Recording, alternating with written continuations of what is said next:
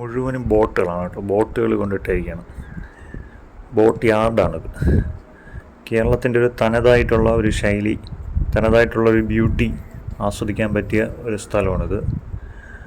ഒരുപാട് ബോട്ടുകളും കായലും കായൽ പക്ഷികളും കായലോരത്തുള്ള വീടുകളും, അങ്ങനെ കേരളത്തിൻ്റെ ഒരു തനതായിട്ടുള്ളൊരു ബ്യൂട്ടി ആസ്വദിക്കാൻ പറ്റിയ ഒരു സ്പോട്ടിലാണ് ഞാനിന്നുള്ളത്.